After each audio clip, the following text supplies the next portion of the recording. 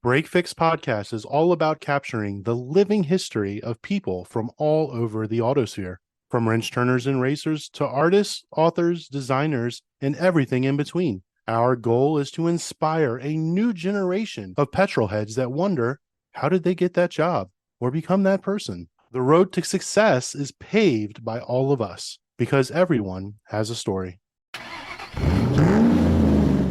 All of us at some point, when asked by our friends, family, or significant others to venture to a new place, have uttered the words, "What's the parking situation like?" But have you ever stopped to wonder why we ask that? Tonight's guest unlocks the secrets of how parking has influenced our daily lives in a profound way and chronicles them in his new book, Paved Paradise. We welcome writer and author Henry Grabar from Slate Magazine to Break Fix to talk about how parking explains the world around us.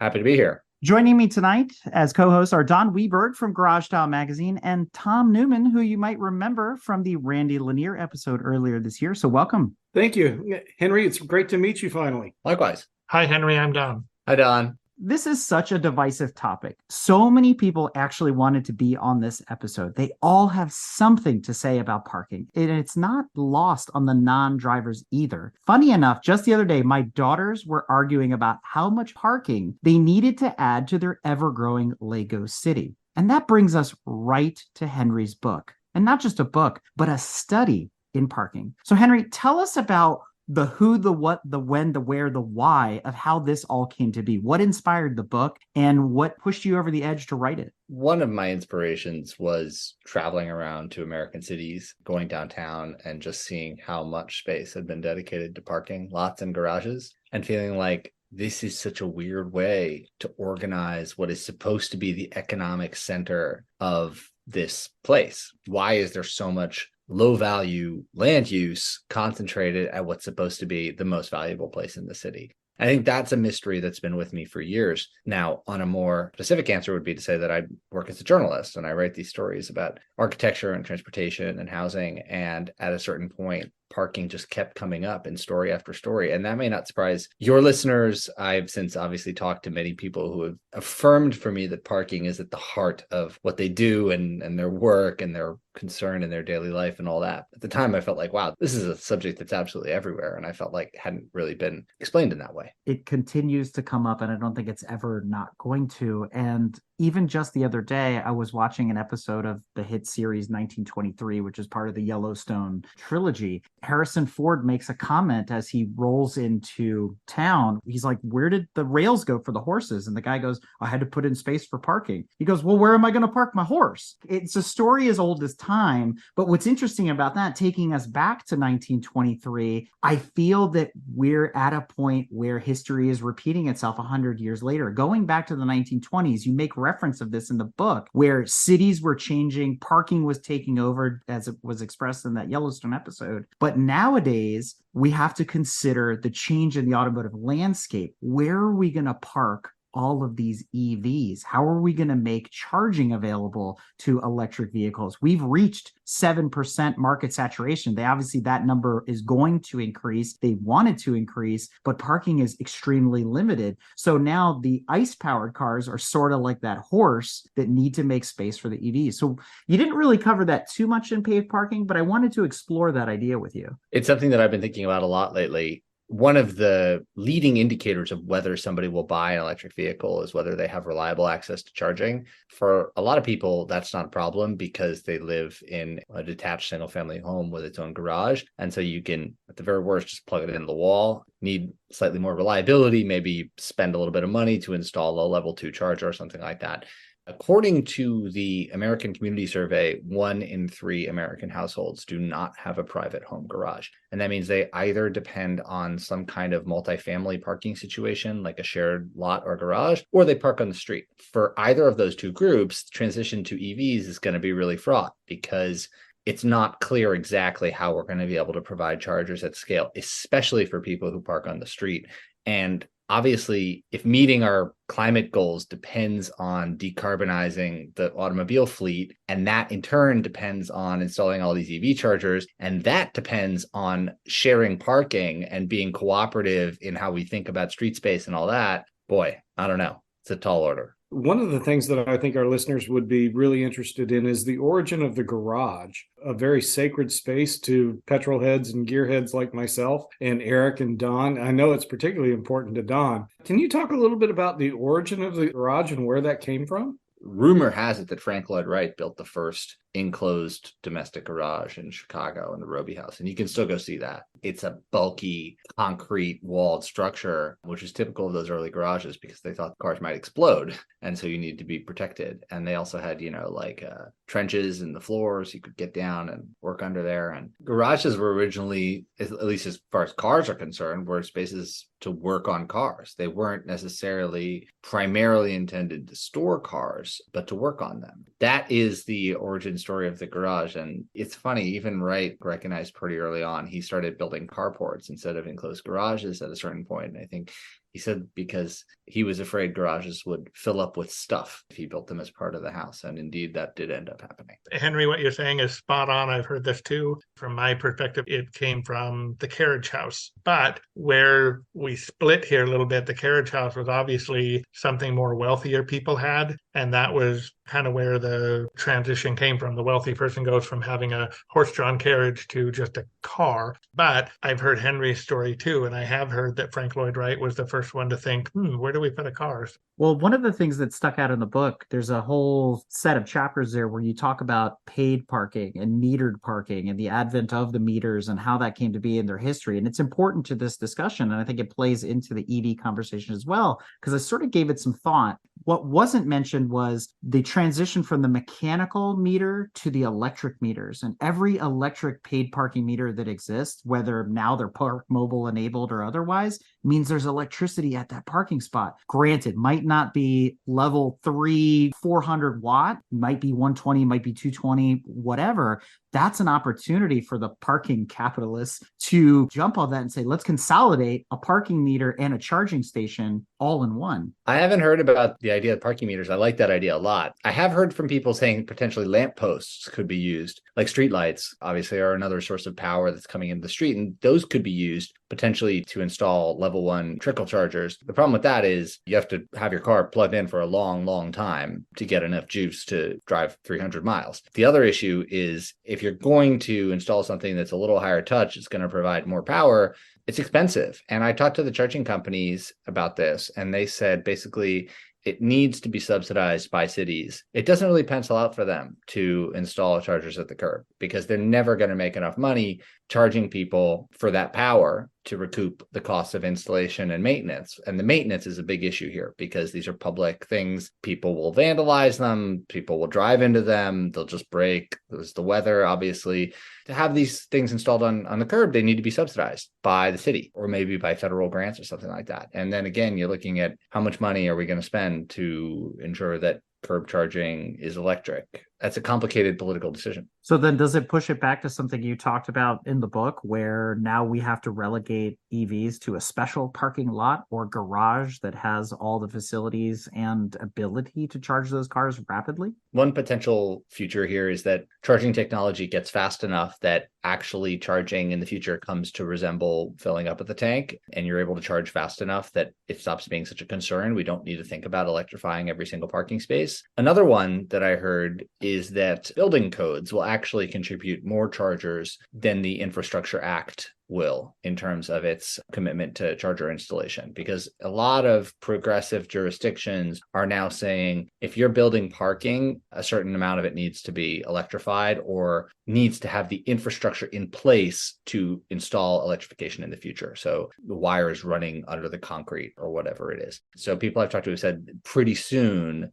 at the rate of new construction, it's so much easier to build these things in new buildings than it is to install them in older buildings. Of course. Pretty soon, new buildings are going to be contributing more EV chargers than retrofits. Or who knows, it could be like Mario Brothers. We just drive over a strip in the road. Boom, fully charged. Don has actually talked about that before, where there's some concepts almost like mag chargers you have on your phone. You could drive over them. Even Rolls-Royce, I believe, Don, developed something that would slide out underneath of the car. Yeah, it was Rolls-Royce. They have developed their electric car. But back in the day, before they had one, they were feeling out their market and they were literally running around the world with this electric car, showing their better customers the technology. when asked how do we charge it, they thought they were so slick because it was literally a slab that goes in your garage floor and the car just rolls right over it. The slab starts charging the battery. You're done. You don't plug anything in. You don't touch anything. The car and the slab do everything for you. Well, it was considered very gimmicky and it was very cute and very cool. But of course, back then, all the customers were still fairly older people who didn't really see a benefit or advantage to electric cars. So Rolls-Royce, they just shelved the whole idea. And now I understand it's making a comeback because there's a younger buying circle. That technology has been discussed in several municipalities about if you stop at a stoplight, you have a magnet there, and that magnet senses all the cars. And when it hits a certain number, then it clicks over the lights. Well, if we could do that with chargers, you would be charging your car while you sit at a red light. So red light to red light, you're charging all these electric cars. It was pretty cool. But to Henry's point, that requires a huge municipality investment. The city, the state, the county, whatever, they've all got to get in on this, or they've got to start getting the people to vote in a bond to cover the whole thing, which, again, it is a big political discussion. I love hearing about that kind of technology. And again, that may not be ready to go to market right this second, but it feels like more evidence that the whole scene is evolving. And so we're in this weird place where we are trying to obviously get the fleet to be electric as soon as possible. But at the same time, we don't want to commit billions of dollars to ripping up every city curb to install a technology that might be obsolete in 10 years. Exactly. That's a big part of the problem, too. Everybody's worried about obsolescence. I mean, look at it. Tesla, arguably, they were the first ones to market with a car that was acceptable as an electric vehicle. Well, you're still plugging them in your house. They haven't adopted the drive over platform yet. Why is that? It's very interesting why Tesla has not gravitated to what Rolls-Royce has been proposing. Why is that? I don't know how you feel about Tesla, but I've noticed it seems like what Tesla does for the electric movement, the world follows it. Does every municipality want to invest in breaking up all the corners and installing these chargers? It's a lot of work and a ton of money. And why we're talking about EVs first is because it's top of mind for everybody. And again, parking is even more important in some ways, and all of this is evolving together. And one of the things I really liked about your book, Henry, is that you didn't explicitly blame car owners, drivers, or otherwise, but the architects. And it felt like there was a plea for more mass transit in there. When I boiled that down, it made me think a lot about how it parallels this discussion about EVs. There's arguments to be made about how we're displacing the carbon emissions. We're moving it from the city centers back to the power stations by moving away from ICE-powered cars and people roaming around aimlessly looking for parking spots. And then now we have these EV chargers and the coal power plants are working harder than ever to power them. So it made me wonder, if we could switch to more mass transit, which the United States is so large, people oftentimes don't really understand its grandeur as compared to Europe and Asia and other places that have more robust mass transit. If we did ride more trains and buses, wouldn't then we be offsetting the parking and forcing the bus depots and the train stations to have to accommodate more people that are driving to them to then use their services? Yeah, I suppose that would happen. I mean, I think in places that do have higher rates of mass transit usage, carbon use per capita is lower, full stop. So yeah, there's like some driving that needs to happen around those systems, but on the whole, it's definitely a more sustainable way to get from A to B. There are pros and cons. In the US context, I try not to make this book a call for mass transit investment because I think, unfortunately, in a lot of places in this country, the land use is simply not conducive to mass transit. There's never going to be a sufficient density in some of these places to enable people to get to and from work reliably on an efficient mass transit system that's self-sustaining or like moderately subsidized. There are places in this country, obviously, where mass transit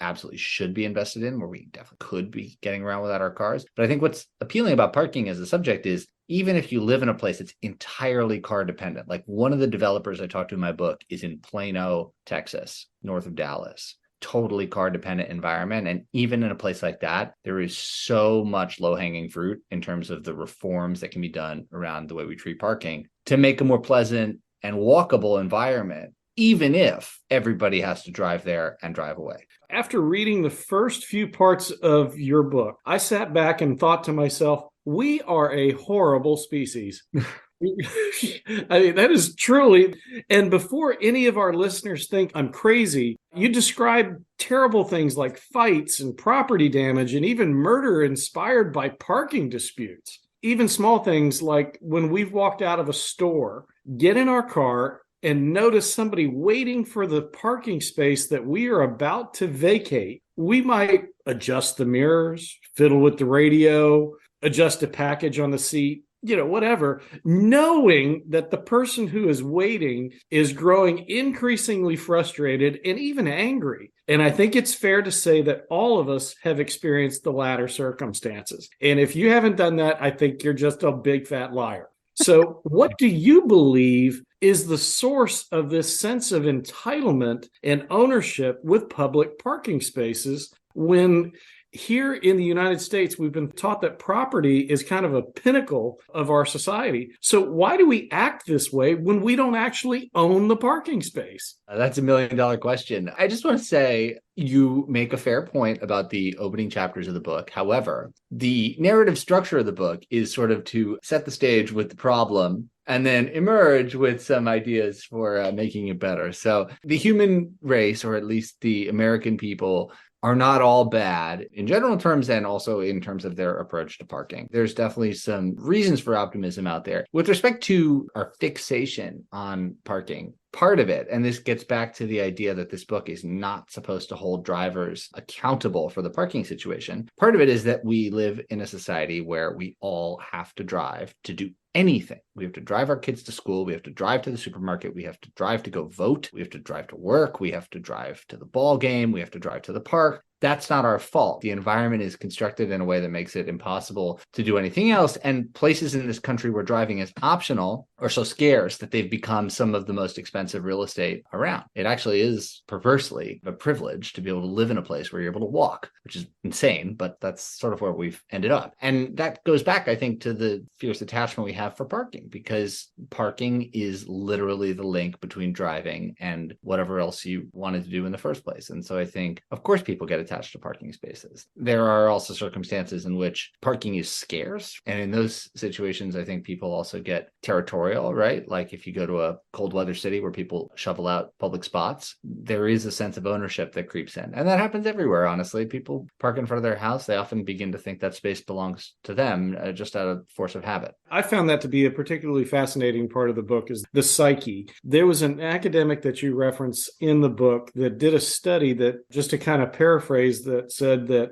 when somebody drives to a certain place and they have to park, there has to be X amount of time between the destination and where they park. I thought that was just truly amazing because, I had this conversation with my father, and I'll come back to that in a minute, but I think contributes, one, to the ownership piece of it, and two, this perception that there is never enough parking. Yeah, that's absolutely right. That's a very important part of this, right? Is that we have this expectation of parking, which is that we have very high expectations, and particularly with respect to location.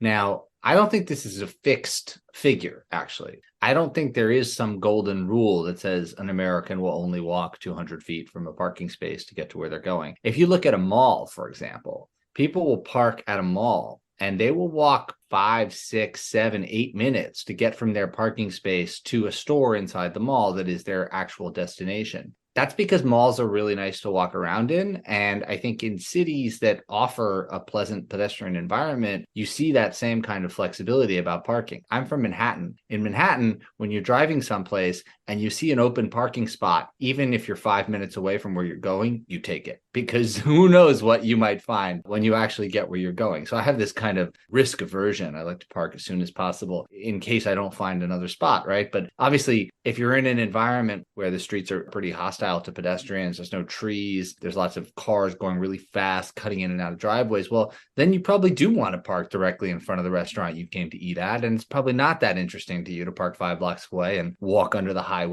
to get where you're going. Can you talk a little bit about how parking has a direct impact on things like affordable housing? And when I say affordable housing, I'm going to borrow your explanation from the book. That's not necessarily a home or an apartment that requires a lottery ticket from the city for you to become eligible to rent that property at a reasonable rate, but how parking in general just drives up the cost of housing, property values, taxes. I don't think a lot of people realize just how much parking affects what we keep in our pocket. I don't like to think too much about affordable housing, which is to say, like, it's actually subsidized by the government, requires a lottery ticket, et cetera. I prefer to think about naturally occurring affordable housing, which is to say workforce housing that's built by for-profit developers, but at a low price point, doesn't have a pool hall or a dog park on the roof or anything like that, but it's just a place to live. And for most of the history of this country, those types of apartments have been the backbone of our housing infrastructure, and they have in recent decades disappeared. One of the reasons they have disappeared is that we've made it really, really challenging to build things. And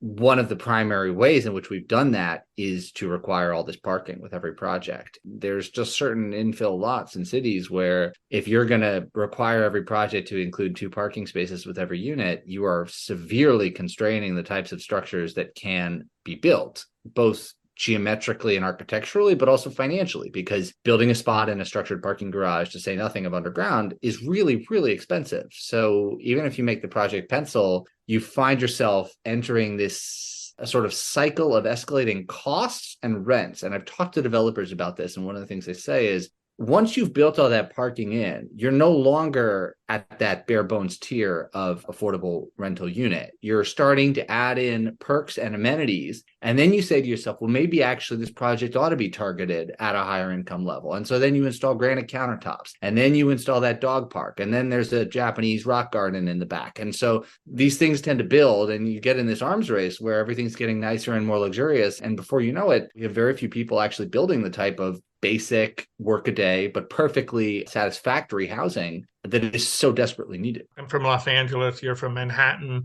Both of us are from big cities. And I think arguably Los Angeles is really the city that led the way. They saw the car as the future way back when. And so they started developing in that regard of, we have to create spaces for all these cars that we're going to park. We have to create spaces for people. We have to create roads that these cars can go down and not hit a horse on the way. You know, when you bring up the low income housing, it's kind of interesting, because when you go back to Los Angeles and you look at a lot of older, what used to be low income housing, even though they didn't call it back then, it was just where the poor people lived. The parking was basically the street, because there weren't very many cars. And yet, isn't it ironic that LA grew into this massive metroplex where you can't get around without a car? I mean, you have got to have a car. Yeah, there's a bus and whatever, but you had to have a car. So it was always interesting to me how those developers back then, how are we going to build something for lower income people, yet still accommodate the car? And like you say, well, the minute you start accommodating the car, well, God, they've got a car. They must have some disposable income. So yeah, let's put a rock garden. Let's make it a little nicer.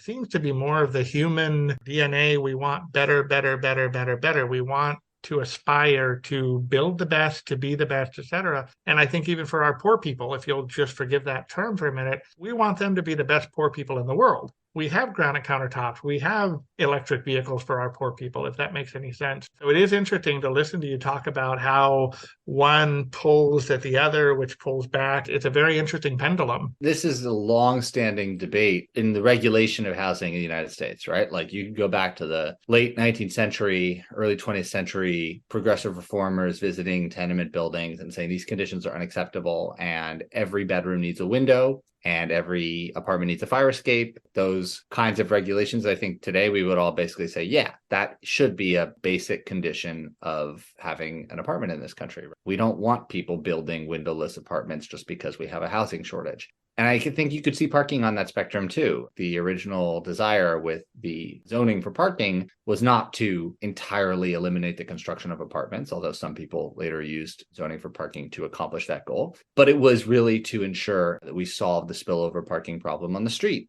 There are unintended consequences to putting requirements on the creation of housing. You have to make choices. And I think if you're interested in an automobile society where everybody drives everywhere, you could certainly make the argument that it would be great if everybody had a parking spot at their house. But I think one thing we've realized over the last few decades is that that requirement, however noble a name, and I don't even think it was that noble a name, but that's another conversation, it has severe externalities in terms of the look of the architecture, the cost of the housing, the walkability of the neighborhoods. Like, there's all kinds of negative effects that go along with that. I live now in Dallas. I'm getting all this news from all over the place. And it's the darndest thing. We got one developer here in Dallas, and he's huge. He literally gone from homeless to he's almost a billionaire. So obviously property and parking minimums is a huge part of the conversation. Now, when I moved here, I thought the last thing in the world I was ever going to hear about again were parking minimums. Maybe in Houston, you'd hear about this, but everywhere else in Texas, are you kidding me? We have more land than we know what to do with out here. So I don't think anybody, nope.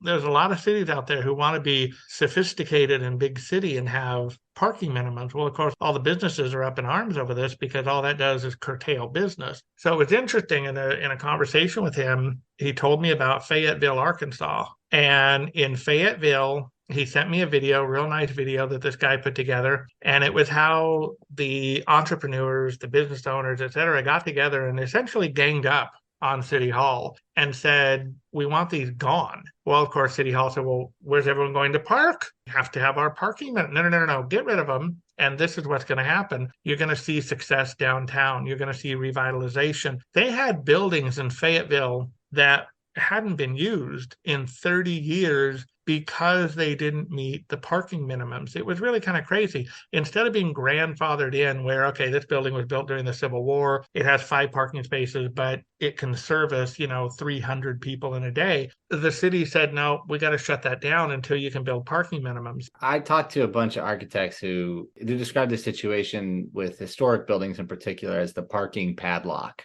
You may not be able to see it, but like across the front door of these old buildings is a parking padlock. And unless you provide enough parking, you can't unlock the door and do something with the building. Mm-hmm.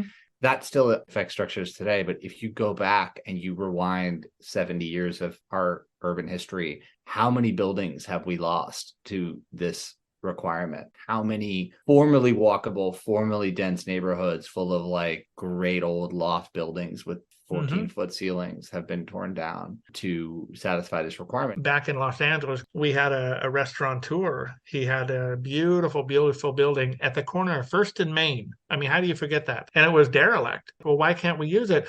Parking. There's no parking for it. Okay, so if I buy this building and turn it into a restaurant, let's say, what do I have to do? Well, you have to provide all this parking. Essentially what it meant was, here's the block and here's the little piece of property with the building. Our guy had to buy basically this whole 3/4 of a block, leaving whatever businesses are leading up to his building. So he had to buy all the houses, tear them down, pave it, and turn it into a parking lot for his now restaurant. Is this still there? Did it happen? Did he tear down the block? He tore down the block. First in Main is a place called Original Mike's. You can look it up on the internet. And yes, Big Mike, as he's known, he's 6'8". He bought every single house one by one by one. He literally had to go door to door, make offers to all these people. That was insane. And all the people accepted because they were good offers. So he bought the entire block. And then, of course, the city realizing, hey, we got a nutcase on our hand. What can we bilk him for now? The whole point was he hadn't even set foot in that building yet that he wanted to turn into a restaurant/nightclub. He hadn't even touched that thing yet because he wasn't sure he was going to be able to. He had to secure all those houses, Yeah. So yeah, the restaurant is still there. He no longer owns it, but it is still there. It's very popular. So Fayetteville takes a chance. They get rid of the parking minimums.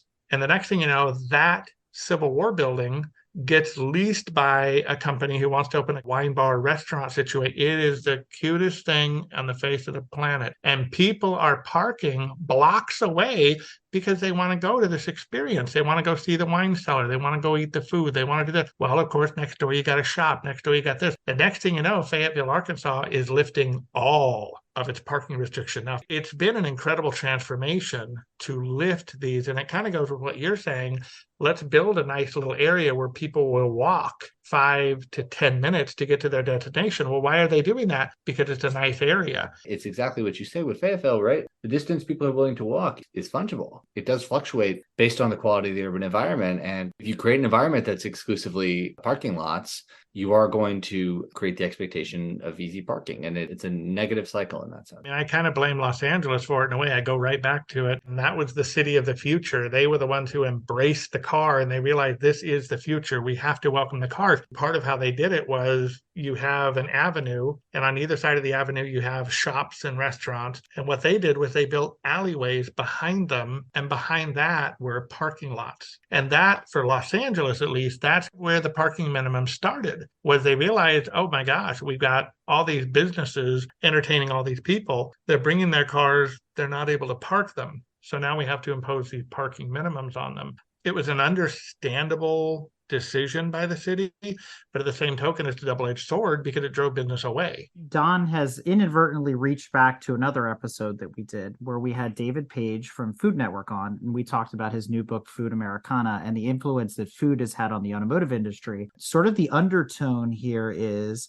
especially in these city centers where they're trying to change things over, and even the urban and suburban areas, a lot of these decisions revolve around food and our ability to get it, whether we're getting it takeout, dine in, or grocery stores. People need to eat. We need our own personal fuel. And so it's really funny how we don't talk about it. It's almost like food is sacred in this sense where we don't recognize how it even influences this discussion about parking. Yeah, I think that's true. I think restaurants have suffered the most from this policy. We talked a lot about housing is obviously more important in a fundamental way to our society than restaurants are. But the thing about restaurants is that the requirements for restaurants are super, super high. In a lot of cities, it's one space for every 100 square feet of interior space, and a parking space with the ingress and egress is about 300 square feet, maybe 250. So you're talking just at a basic level, 2 to 3 times as much real estate devoted to parking as to restaurant.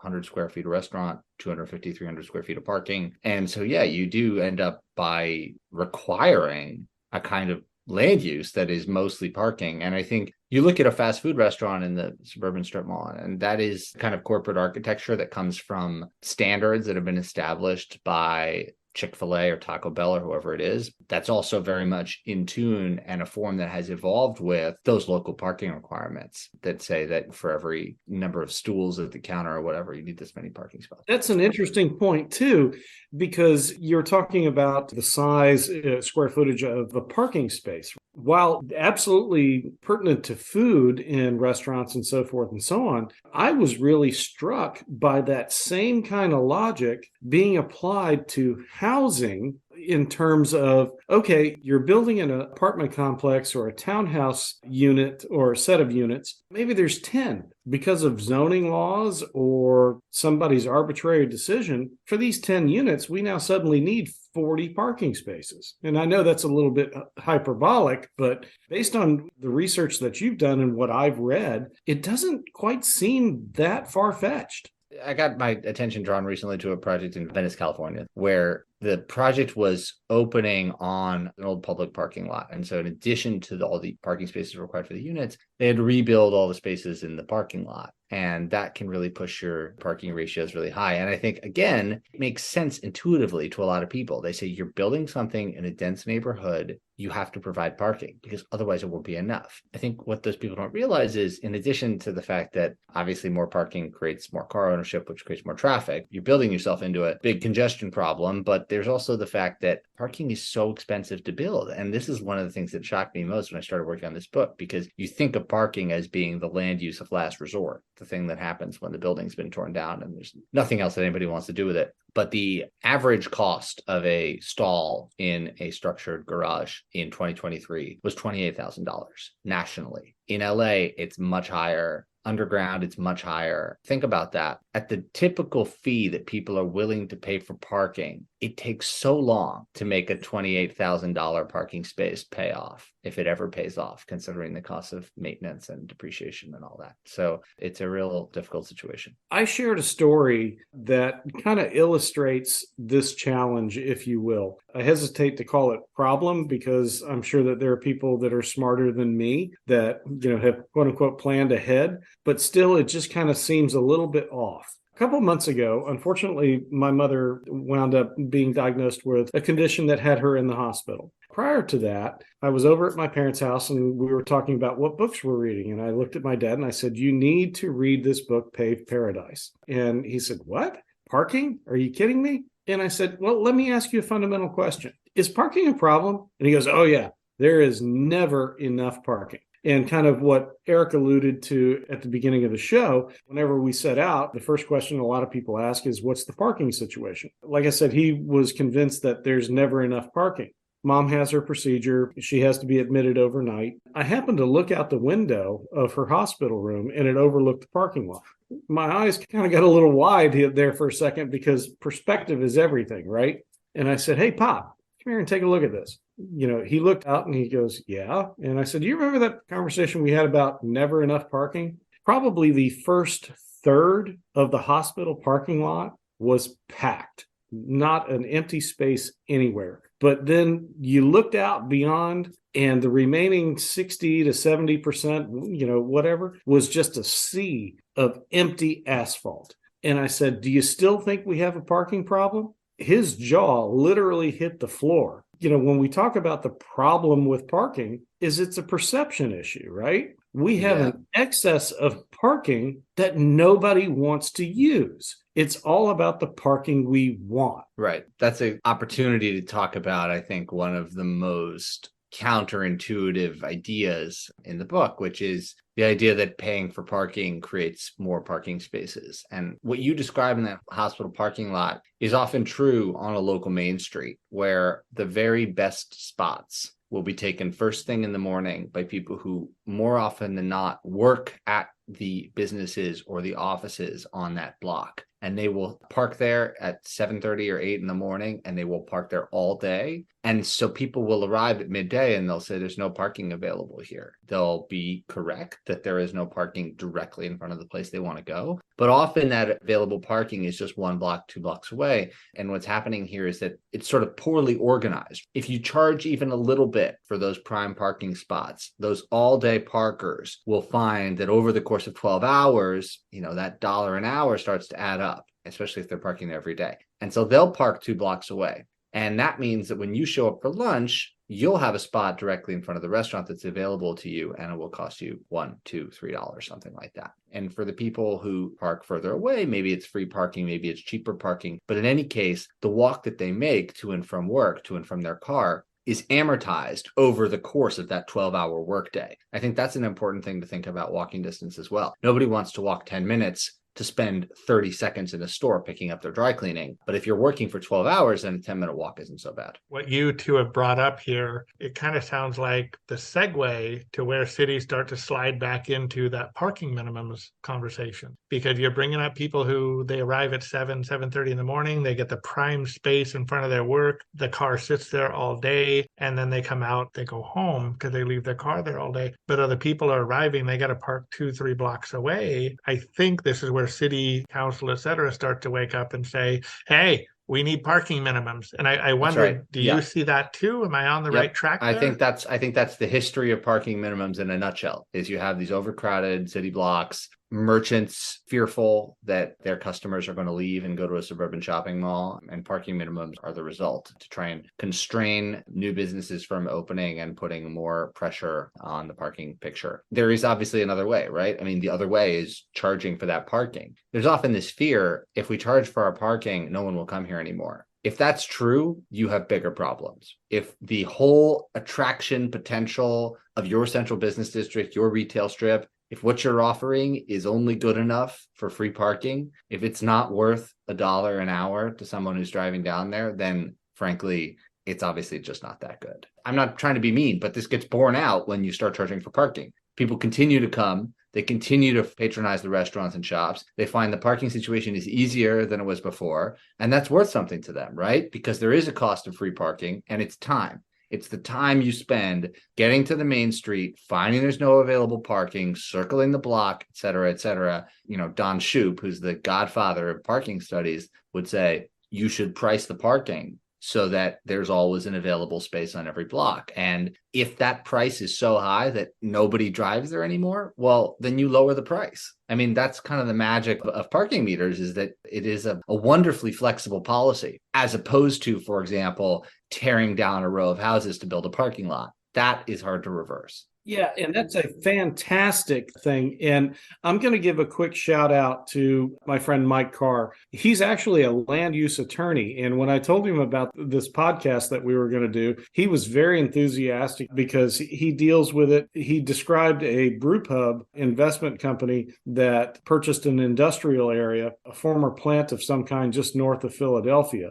And they turned it into this brew pub, shops, so forth and so on, made a parking lot based on the usable space that they own. The township that it resides in, they basically told the owners that you don't have enough parking. They said, what are you talking about? We have enough parking. Our lot's never full, but we're profitable. We're doing well. And they said, well, maybe if you installed meters, we could share the profits and increase the parking that will attract more people to you. And they said, no, I think we're good. But you could do it if you cut down the trees. And their response was, we like the trees, and basically told them to go pound sand. And they won. I don't know that some of the studies really capture the end user, what all of us may be thinking. Some of it is reactionary. Some of it is based on behaviors that have been observed. But in this conversation, I begin to think about how I choose my parking. There's often times where I want to pay more for a particular type of parking. So I'll give you a prime example. I hate driving in the District of Columbia. So I will take any Metro end station because I can park there all day for $5. And when I'm in the city, I don't need my car anyway. But because I'm a car guy, I'm more worried about my car and what state it's going to be in when I get back, and not having to drive through pothole-ridden streets of DC. And the same is true at the airport. I pay more for covered parking because I don't want my car out in the elements when I come home from a trip. As a car enthusiast, I think about parking in a totally different way. That whole situation is, yes, what is the parking situation, but what's that premium parking that I'm going to get? Not because I'm trying to show off, but because I'm trying to protect my personal investment. So there's a lot of other factors here, and I think that plays in maybe to the discussion and is sometimes overlooked. Yeah, I think also we should acknowledge too that there's a gender element at play here too. I've talked to women drivers who will say they also will value a premium parking space because they don't want to walk 15 minutes through an urban street at night or through like a sketchy ass parking garage or something like that. So like that's another group. I mean, it's kind of another question about whether this is fair or not, but let's just say there is definitely a market out there of people who would like to be able to ensure that they're going to have a great and safe parking spot that's close to where they're going. And I think that's where the mobile apps come into play. And my wife has brought up more than once an app called Parking Panda, which was not referenced in the book. You got references to Park Mobile and some other apps like that where you can do metering digitally and things, but Parking Panda is actually a reservation system. So think about that. You're a single female, you don't want to walk through that parking lot at night, but you could reserve a spot at a certain time near a store so you're closer. I think that Parking Panda, that more concierge white glove approach to parking is really interesting. I ask her frequently how it really works, and she says it works great. I've always gotten the spot that I reserved. There's nobody else sitting in it and things like that. And so something else to look at. There's a lot of technology now that can help the parking situation. Yeah, I couldn't agree more. One of the things I've been wondering about lately is like, what if we thought about parking meters the way we think about tolls now? There's a lot of places where you drive around New York and you get tolled automatically via license plate recognition. Or Easy Pass. Yeah, or Easy Pass. But like now you don't even need Easy Pass. They'll just take a photo of your license plate and send you a bill in the mail. It's made this process very seamless, and people generally no longer think about it like, oh, I'm about to pay again for this service. It's just become kind of a fixed item on your monthly budget. Oh, you got to account for insurance, registration, tolls, etc. One of the advantages of doing this with parking would be you could get rid of this whole rigmarole we go through with the parking meters and the fines. Like there's really no need for anybody to be fined for overstaying a meter. And there's no need for anybody also to have to pay more money than they need to pay if they leave a spot early. That whole system is so primitive, and it doesn't need to exist anymore because we have cars that drive around and read license plates and could just say you were first seen in this spot at this hour, you were no longer in the spot at this hour, and you get billed according to that, and that's that. The same is true now at a lot of airports. They have those scanners that look down to see if a car is sitting in the spot. Not only does it help you find an available spot quickly, but that technology can be used to say, okay, that car was there at that moment and no longer there, to be super accurate. Because even when somebody's coming by on a little scooter or something like that and taking those pictures, that's based on a cycle, right? How many times are they going by in an hour or whatever it is? So the accuracy is better than, okay, I put in a quarter in the meter and I only used 10 cents worth of that quarter, that sort of thing.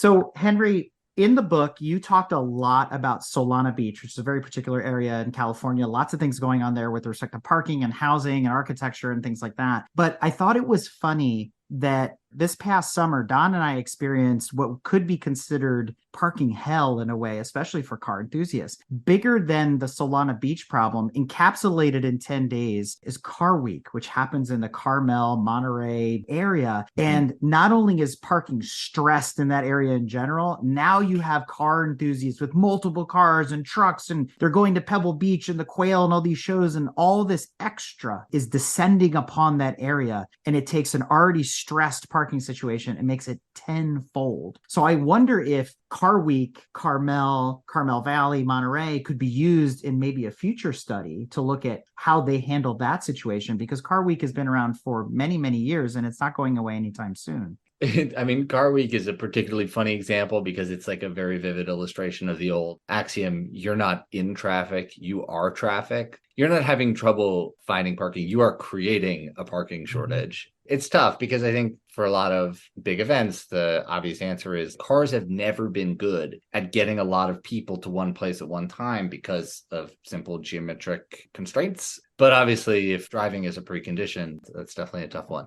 But it would be a fun experiment to run, right? Like, you got a lot of people who think about this stuff like you guys do. Surely they could come up with a system or an experiment or something like that to figure out the parking situation. Of course, a lot of the time what you have in those situations, you get all of a sudden a very vibrant black market for parking spaces. If you go to like near a college football stadium or like near Churchill Downs on the day of the Kentucky Derby. Indianapolis 500. Yeah, like, $25 to park in my driveway for a couple hours. Yeah, or $25 to park in the grass. Like, that's not even a parking spot, right? It's not officially sanctioned. Everything's a parking spot on the day of the big game. In our last segment here, let's talk about us versus them. That's the US versus other parts of the world, especially Europe and Asia, which are also car dense as well. You spent some time in Europe this summer. So did I. And I noticed a stark contrast in the way Europe handles its parking situation versus the US. Obviously, they are more compressed. We have a lot more land, but I don't see oceans of asphalt. A lot of times cars are hidden from plain sight in these underground garages, or garages are built into buildings. They're integrated. Denmark has a big policy of no single-use buildings. So every building they construct has to have a multifaceted approach to it and can be used for something in the future if it is abandoned. So I wanted to talk about some of the differences there between Paris, Copenhagen, even Montreal. Canada handles things differently than we do, and some of your thoughts on what you've seen in your travels. Yeah, let's just get one thing out of the way right off the bat. The car ownership rate in Europe and especially in Canada is not that much lower than it is in the United States, especially Western Europe. It's easy to look at some of these European cities and just say, well, that's just a totally different paradigm. We're never going to be like that, et cetera. And there are definitely fundamental differences, but these remain societies where lots and lots of people drive. And I think one of the fundamental changes that they've made that distinguish their urban environments from ours is to think about parking in a different way. One thing I notice in a lot of European cities, and in particularly smaller cities and even towns, is that they have what they would call a park once strategy. The idea is, instead of in an American city where like every sandwich shop and dentist office and movie theater is required to have its own parking lot, a lot of European cities will have a public parking garage, paid parking usually, that's sort of on the edge of town or maybe even at the center of town, but they'll have a few of them and there'll be really big signs when you drive into the city that'll say, here's where to park, here's how many spaces are left. And you'll go there and you'll park, and then you will spend several hours on foot. You will go from store to restaurant to movie theater, see a play, see a concert, whatever.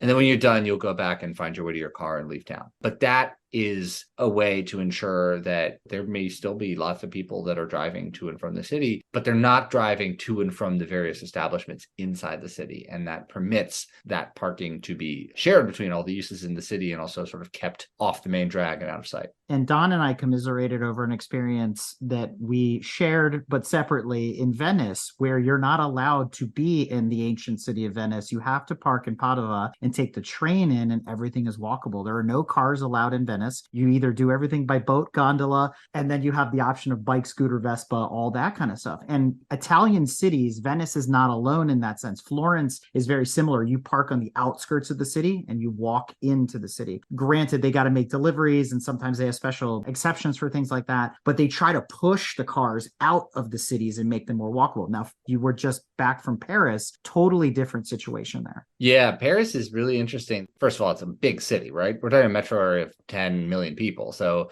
it's not some little, no offense to Venice, but like it is a different scale. They've decided basically that if you're going to drive a car in Paris, you need to have a garage to park it in. They're really trying to cut down on street parking, and people who use street parking, the idea now is that's for deliveries, that's for ambulances, that's for pickup and drop off in taxis. It's not for long-term car storage. Long-term car storage has to happen off the street because that street space is too valuable in a city that's as dense as Paris is. In the last couple of years, they've converted all these street parking spaces to all kinds of new uses. And my favorite one of these is they'll take blocks in front of schools and turn them into play streets. And this has happened all over the city, but like they'll just get rid of the cars and the blocks in front of the schools. And on these blocks, they used to have these big fences along the sidewalks to prevent the kids from playing and wandering into traffic and getting hit by a car. And since they closed the blocks of traffic and got rid of the parking spaces, they've been able to tear down those fences. And so you end up with this much more open and pleasant environment. And it's pretty low touch, right? It's not like they've done a ton of work or spent a ton of money. Just the presence of these kids coming in and out of school all day creates a kind of automatic social life in the street. There's soccer games, there's hopscotch, there's kids on scooters, bikes, parents picking up, dropping off their kids, and then other people from the neighborhood too, who will just come and they'll take that block if they're bringing their cart to or from the market because it's easier than walking on some narrow sidewalk, and cafe terraces spreading out because it's quieter because you don't have the motorcycles going by, etc. And all that's possible when you begin to look again at parking spaces. If we go over to Asia, we talk about Tokyo and other parts of Japan as an example, they actually fee the size of the vehicles accordingly, and they have minimums and things like that, where even the width of the car is important because that also dictates how many cars they can fit in a parking area versus some of the larger vehicles we have in the States. This is why they don't have things like a Yukon or a Tahoe or an Expedition or something like that. It just wouldn't physically fit in places that you could park, let's say, in downtown Tokyo. So they have a whole different approach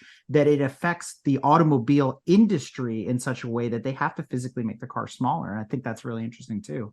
So Henry, how can we make parking lots greener? There's these oceans of asphalt out there, and we see them being overutilized and sometimes underutilized. Like paddocks at a racetrack are completely empty if nobody's there for a race, right? And so it makes me wonder, especially in thinking about conversations about us versus them and how Europe does things differently, why aren't we seeing more solar panels going up to provide shade for vehicles, keeping them cooler? That way we don't have to run ACs as hard, which is a positive thing for the environment as well. And I bring it up because I've only noticed it in one place in the United States, and it has a European influence, and that's at IKEA, where they provide these shaded solar paneled areas that you can park under. So what are your thoughts on making parking lots greener in the future? The economics are just not in favor of building those solar panels over parking lots, which is unfortunate, but I agree. It's a great place for them. France actually has a law now that parking lots over a certain size, I think, have to be half covered in solar panels. So a city or state could do that and decide to try that out. I think it'd be pretty interesting to see what happened. The other thing about parking lots and making them greener is obviously the impervious surface. One of the issues we see every summer in the United States is these increasingly intense rainstorms that overwhelm our sewer system and flood businesses, basements, people's houses, etc. One of the ways we can deal with that is to try and address all this concrete and asphalt that makes up our cities. Parking lots are not the only or even the primary source of impervious surface. That's probably buildings, but buildings are challenging to work with, and parking lots are right there. What could we do to maintain their parking function, but transform them so that they permitted water to go into the ground and replenish our aquifers instead of running right into our sewer systems? And I think that's a big challenge, but it's not a very difficult one. Somebody's going to figure out a way to do that, and we ought to make it obligatory for new parking lots to conform to those rules. What's next for Henry Grabar? Where do you take this parking conversation next? Do you have another book in the works? Any spoilers you can share? share? So far, I'm on a parking policy roadshow. Got a couple trips scheduled to Orlando, to Denver, Santa Fe, Boston. Going to be talking parking. More broadly, I'm a Loeb Fellow at the Harvard Graduate School of Design. And so I'm taking classes and taking a break from writing and trying to learn some stuff. Well, Henry, we've reached that part of the episode where I get to ask you any shout outs, promotions, or anything else you'd like to share that we haven't covered thus far. This was a really thorough conversation. Got to give a shout out to Don Shoup, the godfather of parking studies. His book, The High Cost of Free Parking, is the Bible of parking. It's a big book. It's not for everybody, but it is the Bible. And also to the Parking Reform Network, which is a really interesting group of local activists who are trying to change parking laws for all the reasons we've just discussed. So if you're interested in this, that might be a good place to get started. Everyone that says life is all about the journey and not the destination has obviously never had to search for parking. To learn more, be sure to check out Henry's new book, Paved Paradise, available on Amazon and Audible, depending on your reading style. You can reach out to Henry at henry.grabar@slate.com or follow him on social media via LinkedIn. Henry, I could talk to you for hours on this, and I know that sounds kind of geeky, but that's just the hard truth of it. Candidly, I never really considered or even thought about how parking can be so impactful, not just within car culture, but across many different echelons of everyone's life, not just the people who own cars. Henry, I can't thank you enough for coming on Break Fix and sharing this extremely interesting study on one thing that I think all of us, whether you're a car enthusiast, motorsports enthusiast, just a person in general, have a vested interest in, which is parking. And I don't think any of us have really sat down and thought about how much it affects our lives in a profound way. And I think I can speak for my co-hosts in this. We appreciate you bringing this to light, bringing this to the surface, and making us take a deeper look, internalizing what parking really means to all of us. Well, I really appreciate you all giving us such a close read. It's so fun to talk to people about this subject, and especially to people who have been thinking for so long about cars and how they work. Thank you so much, Henry. Oh, this is so fun. Anytime. Good to meet you, Henry. Paved Paradise, put up a parking lot with a pink hotel, a boutique, and a swinging hot spot. Don't it always seem to go that you don't know what you've got till it's gone? They paved paradise, put up a parking lot.